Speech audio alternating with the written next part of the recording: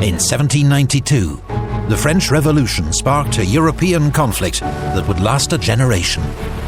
A struggle for mastery of Europe and the world. A contest fought on land and sea. In this war of shifting alliances, the most enduring rivalry was between France and Britain. Britain could not challenge France on land, but at sea, it was a different matter. Britain's Royal Navy was as dominant on the waves as Napoleon was to prove on land. And in an age when Britain had many skilled naval commanders, one stood out above the rest: Horatio Nelson. Bold, inspiring, and brilliant. For the British, he'd become a national hero. These are the stories of his greatest battles.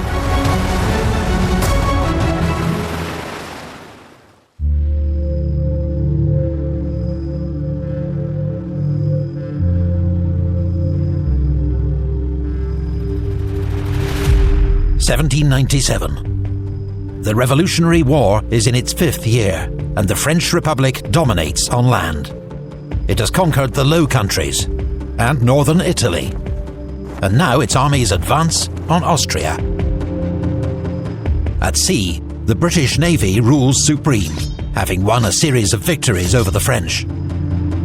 But a new alliance between France and Spain poses a major threat to British naval power. Ship for ship, the British Navy is superior to any enemy. Its crews are experienced and well led, while the French have lost many naval officers during the Revolution, and the Spanish lack money and training. Britain also has the most ships, around 144 ships of the line, the largest vessels of the age, and the only ones that take part in major fleet actions. France has just 69. But the new alliance with Spain adds 84 Spanish ships to that number. If these allies can join forces at sea, they will outnumber the British and could force a naval victory that will change the course of the war. Britain's largest naval force is the Channel Fleet, 16 ships of the line guarding the homeland. Detachments watch France's Atlantic ports, where the French have several powerful squadrons, with the largest at Brest. Britain's Mediterranean fleet, 10 ships of the line, had been operating from bases in Corsica, Elba and Naples. But now Spain's joined the war, the British are heavily outnumbered in the Med, and decide to make a strategic withdrawal to Portugal. Here, the fleet is reinforced to 15 ships of the line, and its commander, Admiral Sir John Jervis, is ordered to keep close watch on the Spanish. In February 1797, 5 Spanish merchant ships sailed from Malaga on Spain's south coast, bound for Cadiz. They carry a cargo of mercury, vital for refining the silver and gold which arrives in Cadiz from Spain's New World Empire. The convoy is considered so important that it receives a powerful escort: the entire Spanish battle fleet, 27 ships of the line and several frigates. After escorting the merchant ships to Cadiz, the Spanish commander, Admiral Cordova, will continue to Brest to join forces with the French. If he is successful, the British will face a giant combined fleet, their greatest strategic fear. With the help of a strong Levanter wind, the Spanish pass swiftly through the Straits of Gibraltar. But the wind blows them too far out into the Atlantic. As they struggle back towards Cadiz, a thick fog descends on the sea. Meanwhile, British frigate HMS Minerva is returning from a diplomatic mission to Italy. Aboard, an emerging star of the Royal Navy, Commodore Horatio Nelson. He plans to rejoin Admiral Jervis's fleet off Cape St. Vincent. HMS Minerva first survives a dramatic chase off Gibraltar. Then, on the dark, foggy night of the 11th of February, she suddenly finds herself in the midst of the main Spanish fleet. The British are so close, they can hear Spanish voices in the fog. Minerva remains undetected and is able to slip away. 2 days later, Nelson reaches the British fleet. His report confirms others that Jarvis has received, that the enemy are near, though he still does not know their strength. Jarvis orders his fleet to prepare for battle and set sail to intercept.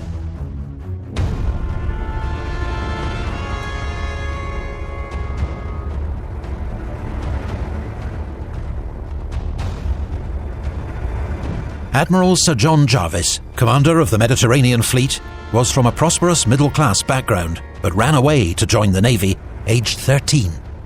Now aged 62, he has 40 years' experience at sea, much of it fighting the French and Spanish. He's faced battle many times, but this will be the first time he's led a major fleet into action. He's fortunate to have several outstanding captains under him, including Collingwood, Troubridge, Saumarez, and Nelson, all of whom will have their own illustrious careers. Jarvis's flagship is HMS Victory, an aging but powerful 100-gun ship of the line. The commander of the Spanish fleet is Admiral José de Córdoba y Ramos, a Spanish aristocrat, 65 years old. He'd also gone to sea at 13, and also has a record of long service, including several scientific voyages to the New World. He's only just been appointed commander of the Spanish fleet, on the basis of seniority rather than merit, and has no fewer than 6 other admirals serving under him. Cordova's flagship is the mighty Santísima Trinidad. Carrying 130 guns, she's the most heavily armed warship in the world. Santísima Trinidad leads a powerful fleet of 27 Spanish ships of the line, although 3 of these will miss the battle. 7 are classed as first-rate ships of the line, meaning they carry 100 guns or more. Jarvis has just 15 ships of the line, and only 2 of them are first-rates. On paper, the Spanish advantage in firepower is massive, but the number of guns isn't everything. The speed and efficiency with which they're handled can be decisive. Moreover, Cordova's crews are not at full strength, and many of his sailors are inexperienced. Both fleets are accompanied by several frigates and other small ships, which did not usually fight in fleet actions, but were used for scouting and messages.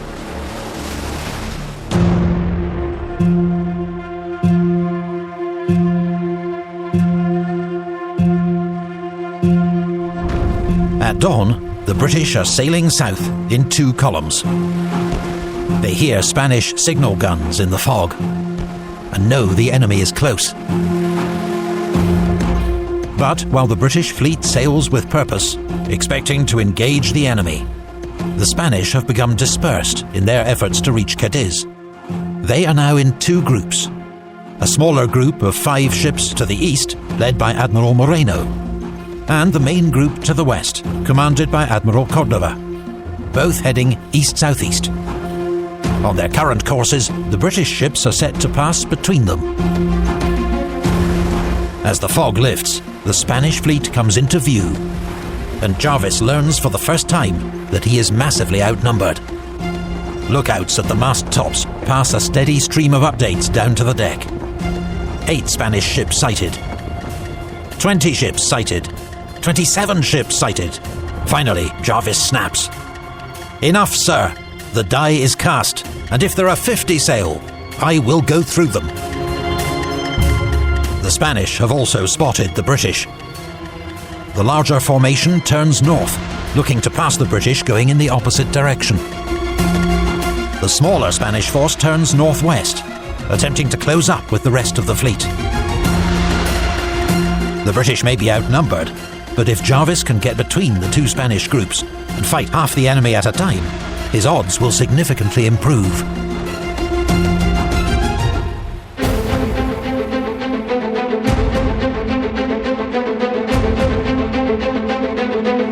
As the range closes, Jarvis orders his ships to form a single line of battle to cut between the 2 Spanish formations. The maneuver is carried out rapidly and efficiently, with HMS Culloden taking the lead. Admiral Cordova, however, is struggling to form his ships into a line of battle following their turn. They continue to sail in a ragged group, with ships blocking each other's line of fire. The battle is joined at 11:30 a.m. as the British vanguard opens fire. At 12:08, Jarvis orders his ships to turn 180 degrees in succession to maintain contact with the main enemy force. But now, the smaller Spanish force is coming up, threatening to break the British line near the point of its turn. If they can pull off this manoeuvre, they'll split the British fleet, making it vulnerable. Experienced British captains keep in tight formation, denying the Spanish any gap to exploit. But it is a determined attack. HMS Colossus takes heavy sail damage and veers out of control. Her neighbours, Orion and Irresistible, provide covering fire. The Spanish finally receive such a terrible series of broadsides that they abandon their attempt to get through the British line and turn away. For the British, every moment now counts. Admiral Cordova's force is getting away. He plans to slip around the British and rejoin with the rest of his fleet. If the British are to prevent him, someone will have to do something drastic.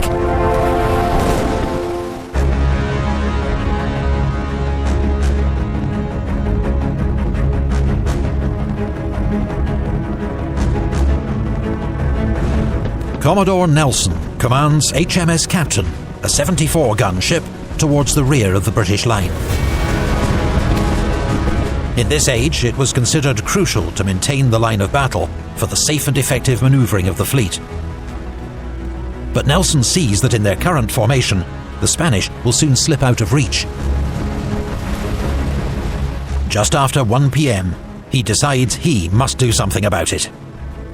On his own initiative, disregarding Admiral Jarvis's clear instructions, Nelson gives the order to wear ship and heads alone straight towards the main Spanish formation. HMS Captain is about to take on half a dozen Spanish ships single-handed, including Cordova's gigantic flagship, Santissima Trinidad. In these winds, it will take Nelson 45 minutes to close with the enemy. All the while, his ship is under heavy fire from the Spanish. It's neither fast nor accurate, but steadily, much of her rigging and yards are shot away. It looks like Nelson's gambit might fail. But help is on the way. When Jarvis, aboard Victory, sees Nelson break formation, he signals to other ships to turn in support. HMS Excellent, commanded by Captain Collingwood, is quickest to respond. HMS Culloden is also now close enough to engage the rear Spanish ships. Several of these have now suffered heavy damage. Salvador del Mundo is effectively disabled. San Isidro has been battered. As HMS Excellent moves up the line to support Nelson, she fires broadsides into them at close range.